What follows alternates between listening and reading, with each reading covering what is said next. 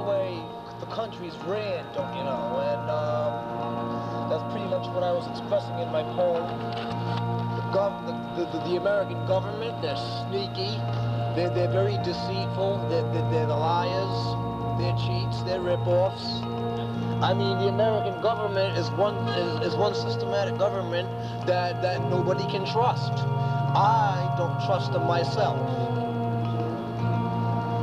How long you been writing? Huh? How long you been writing? Since I was 4. Do this sort of thing a lot, like open mic kind of stuff? Oh, I love open mic. I love coming here doing open mic, absolutely. What kind of reactions do you usually get? Usually people are pretty much in agreement with what I'm saying.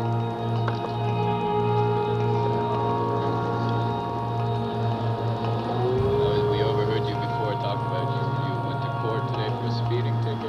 That's accurate? Wait, do you want to tell us that story? Yes, absolutely. I wouldn't mind telling you the story. I went to court today for a speeding ticket, and I told the judge, let me tell you something. And you listen good. I'm only going to say this one time and one time only. I don't repeat myself for nobody, I says, I'm here to pay a speeding ticket, not to listen to your lectures and hear you run your mouth for an hour. I says, I'm here to pay off my speeding ticket, and I'm here to get my fines out of the way and get the fuck to work.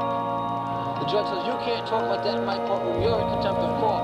And I said, I told the judge, if that's the best you can do, I feel sorry for you. I said, why don't you just shut your fucking mouth for once and listen? I said, I'm not going to take your shit. I said, I'm going to pay my speeding ticket like I said. I walked up to the goddamn bench and I handed my $25 up and I said, there's my money, now I am leaving. And I left it at that.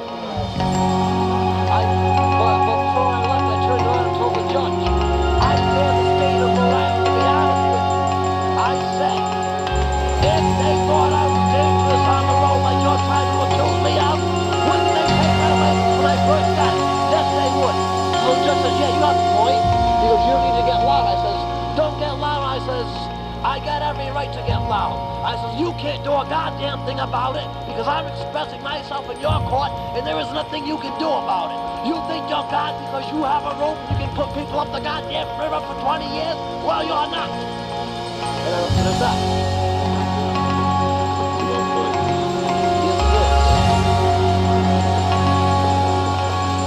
I don't like the judicial system.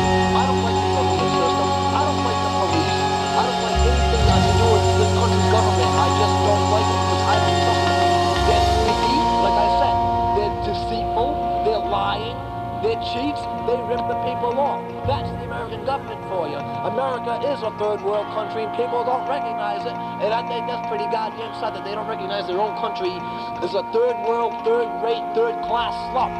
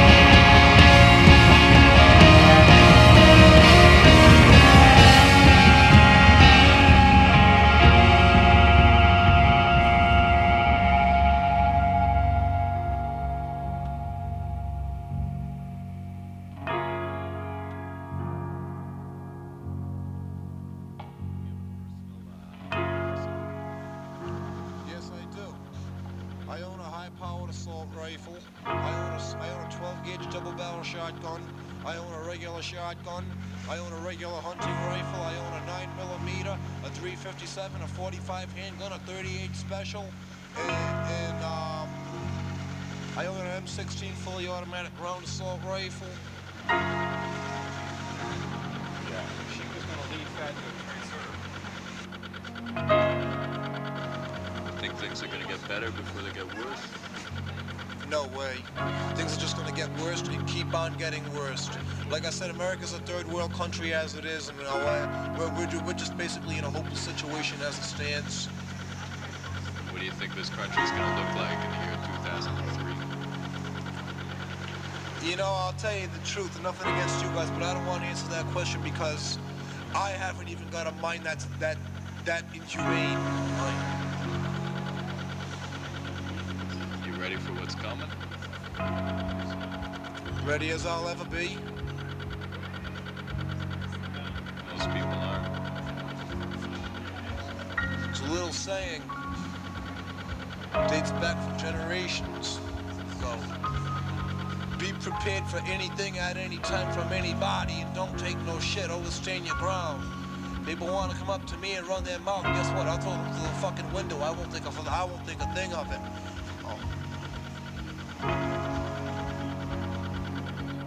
Would you mind reciting your poem for us? Not at all. I don't see why I couldn't.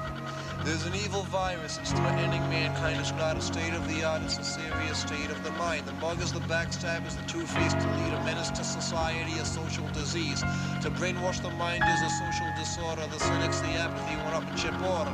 Watching beginnings of social decay, gloating and staring at life's disarray. Eating away at your own self-esteem, pouncing on every word that you might be saying.